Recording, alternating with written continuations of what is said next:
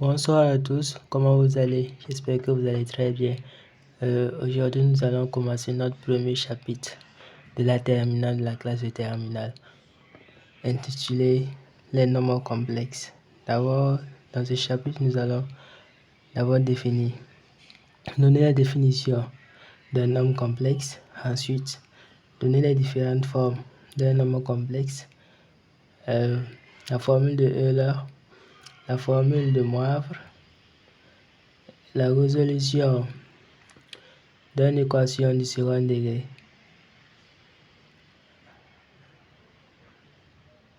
Au niveau des nombres complexes, aussi nous allons voir quelques petites propriétés.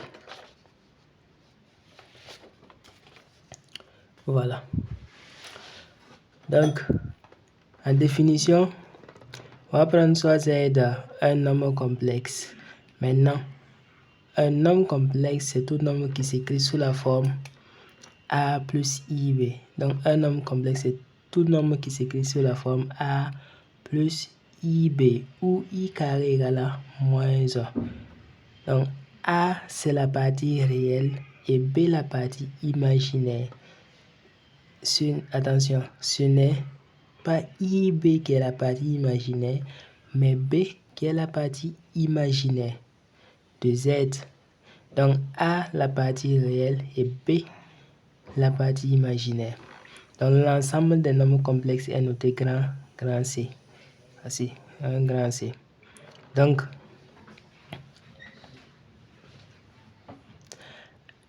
RE de Z, c'est-à-dire que la partie réelle de Z égale à A, la partie imaginaire de Z égale à B. Donc, je disais A, c'est la partie réelle, donc RE de Z égale à A, et B, la partie imaginaire, IM de Z égale à B. Donc, on va passer en grand 2, les différentes formes des nombres complexes. Donc, on va voir en petit a la forme algébrique. Donc, tout nombre qui s'écrit sous la forme A plus IB est appelé une forme algébrique. Donc, tout nombre, toute écriture A plus IB est appelé la forme algébrique. C'est bon? Maintenant, exemple de forme algébrique. On a Z égale à 1 plus I et Z égale à 1 plus I racine de 3. Ensuite, on a encore Z égale à 4 plus 2i, Z égale à 5i. Donc, ça c'est une forme, tous ces exemples-là sont des formes algébriques. Donc, dans notre cas, Z égale à 1 plus I, la partie réelle ici égale à 1, la partie imaginaire ici égale à 1. Z égale à 1 plus I racine de 3, la partie réelle ici égale à 1, la partie imaginaire ici égale à racine de 3. Z égale à 4 plus 2i, la partie réelle ici égale à 4, et la partie imaginaire égale à 2. Et Z égale à 5i. Ici, la partie réelle égale à 0, puisqu'il n'y a rien. La partie réelle égale à 0, et la partie imaginaire égale à 5. Donc, on passe au petit 2, la forme trigonométrique. Au petit 2, la forme trigonométrique. Donc, pour pouvoir écrire un nombre complexe sous la forme trigonométrique, d'abord, vous devez d'abord calculer le module, ensuite l'argument, et pouvoir écrire sous la forme trigonométrique. Donc, en petit a, on va voir le calcul du module. La formule qui permet de calculer le module est la suivante. On a module de Z. Les deux traits symbolisent le module. Donc, module de Z égale à racine carrée de A carré, c'est-à-dire la partie réelle au carré plus la partie imaginaire au carré. Donc, racine carrée de A au carré plus B au carré. Exemple, Z égale à 1 plus I. Donc, si on nous demande de calculer le module de Z, on va faire quoi? Module de Z égale grand racine carrée. Ici, notre partie réelle égale à 1. Donc, on aura 1 au carré. Et notre partie imaginaire égale à 1 également. Donc, on aura 1 au carré aussi. Donc, on aura grand racine carrée de 1 carré plus 1 au carré qui va donner racine de 2. Donc, le module de z égale à racine de 2. Au petit 2, petit b plutôt, on va voir le calcul de l'argument. Donc, on va prendre soit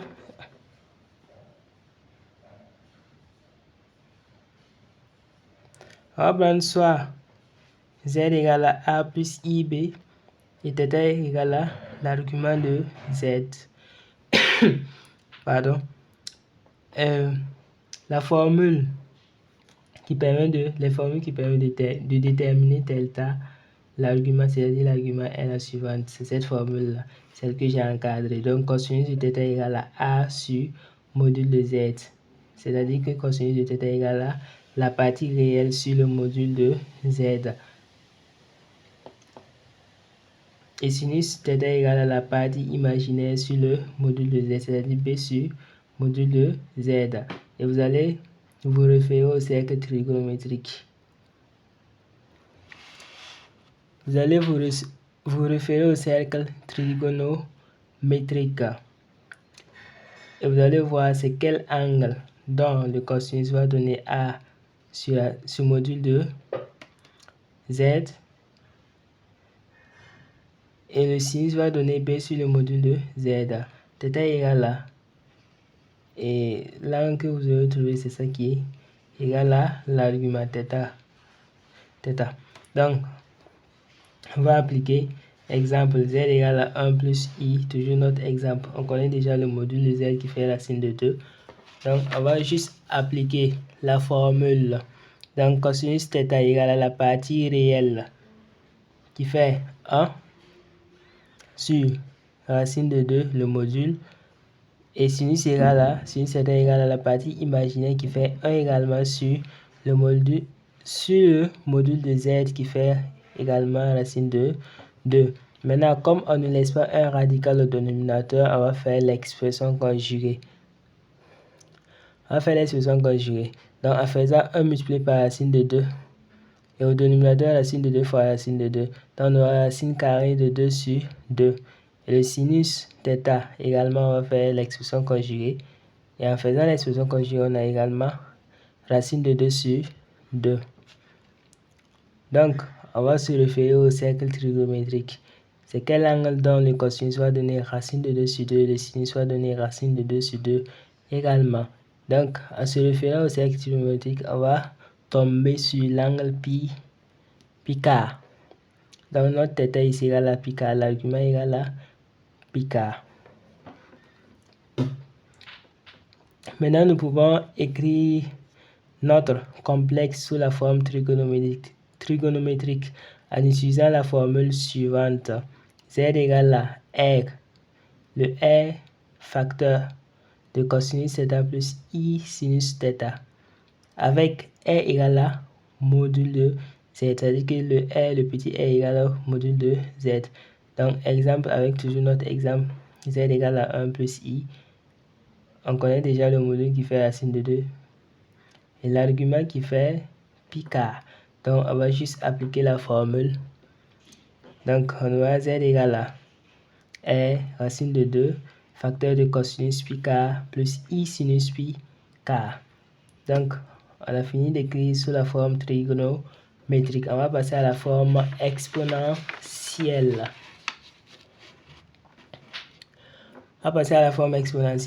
Petit 3, forme exponentielle. Z égale. Donc, la formule qui permet d'écrire un nombre complexe sous la forme exponentielle est la suivante. On a Z égale à R expo I θ. Donc, R toujours le module avec R le module. Donc, exemple. Toujours avec notre exemple Z égale à 1 plus I. On aura, en appliquant la formule, on aura Z égale à racine de 2 expo I pi k. Ici, on connaît déjà pi k qui fait... on connaît déjà θ qui fait pi k. Donc, il suffit juste de remplacer. Donc, on va voir en grand 3 fois la formule de Moivre et la formule de Euler. Donc, en petit 1, on va voir la formule de Moivre. Donc, pour tout n élément de Z, quel que soit n élément de Z, et quel que soit θ élément de R, on a, si on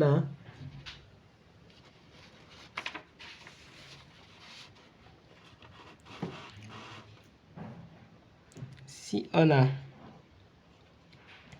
cosinus θ plus I sinus θ de tout à la puissance n, on aura cosinus n θ plus I sinus n θ.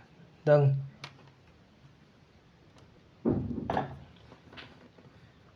I θ.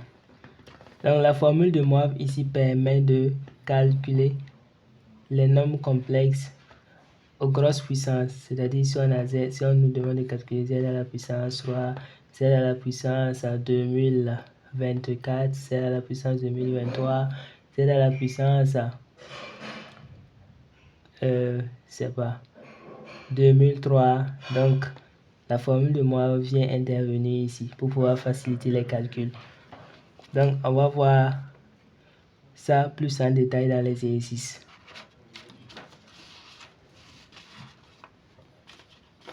Donc, on va passer à la formule de Euler. La formule de Euler. Donc, la formule de Euler, on aura cosinus θ égale à expo I θ plus expo moins I θ sur 2. Et sinus θ égale à expo I θ moins expo moins I θ sur 2. La formule de Euler ici permet de linéariser un nombre complexe. Donc, ça permet la linéarisation. Donc, pour linéariser, on utilise ces formules-là. On va voir ça aussi plus en détail dans l'exercice. Donc, on va passer à la résolution des équations du second degré dans C, dans l'ensemble C. Donc, soit l'équation E égale à AZ carré plus BZ carré plus C égale à 0, où A, B et C sont des nombres complexes avec A différent de 0 et θ, c'est-à-dire le discriminant égal à B carré moins 4AC. Donc, à d'autres professeurs qui vont appeler ça le discriminant, d'autres qui vont l'appeler le déterminant. Donc, c'est la même chose. Donc, si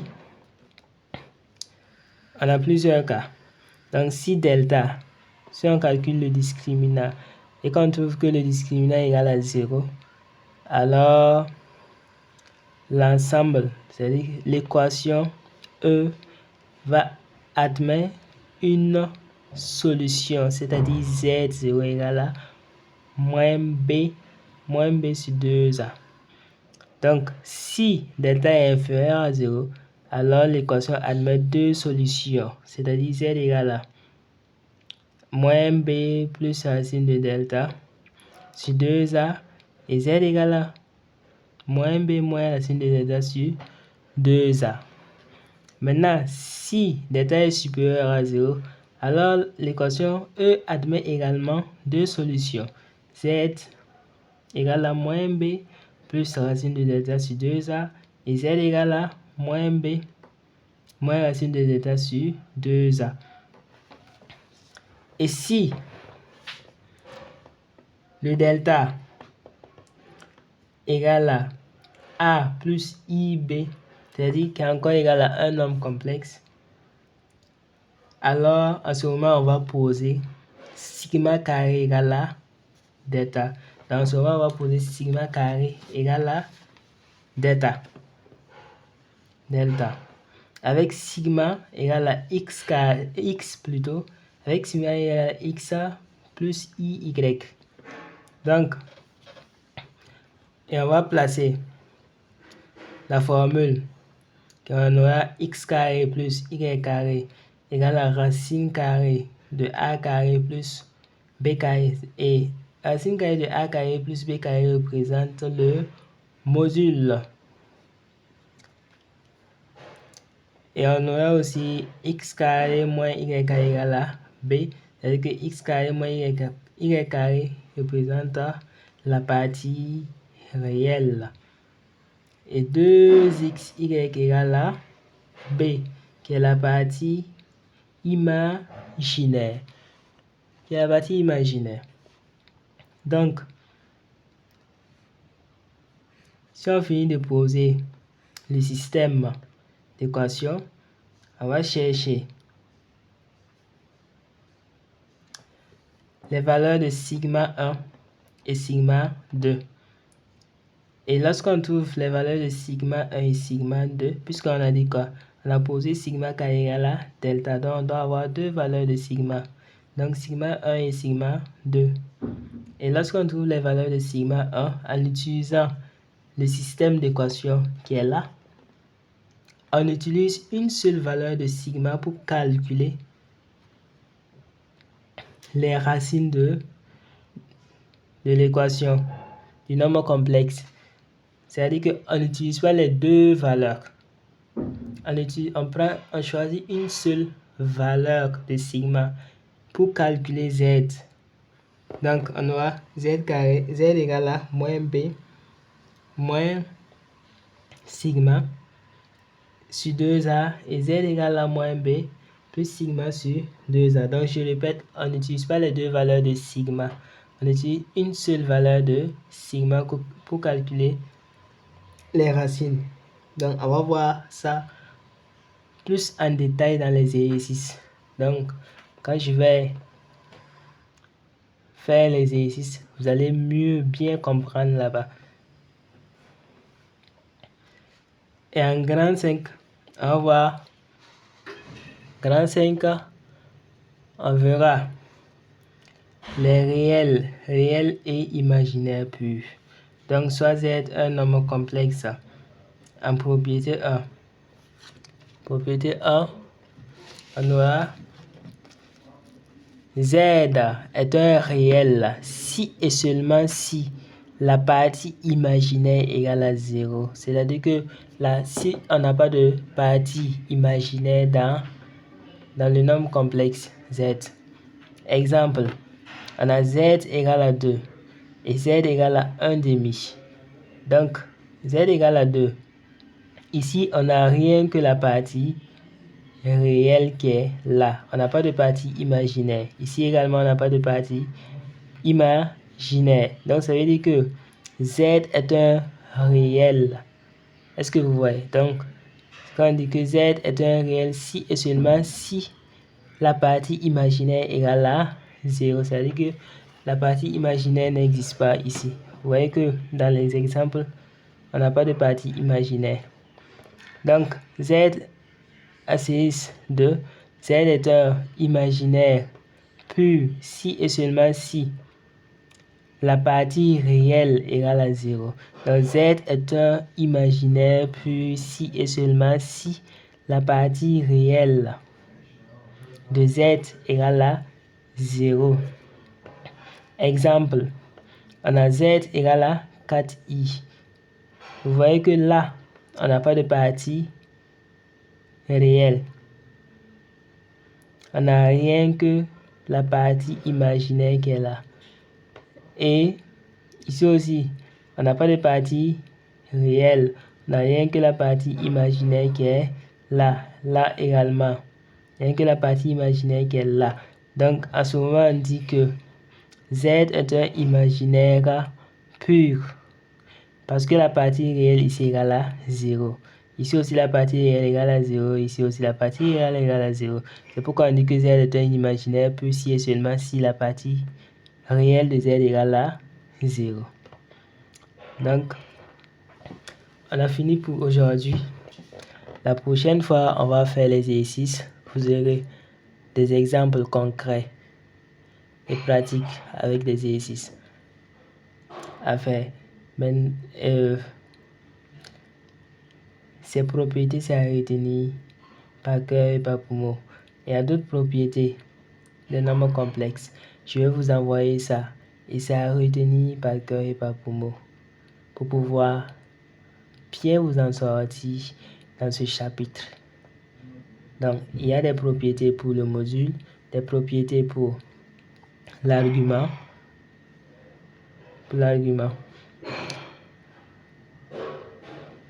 Donc, je vais vous envoyer ça. Et vous allez lire et essayer de les retenir par cœur. Donc, on a fini pour aujourd'hui. La prochaine fois, on va continuer avec les exercices. Donc, je vous demande de partager le lien du groupe pour pouvoir permettre aux autres de bénéficier de ces cours. Et n'oubliez pas de vous abonner à notre chaîne YouTube.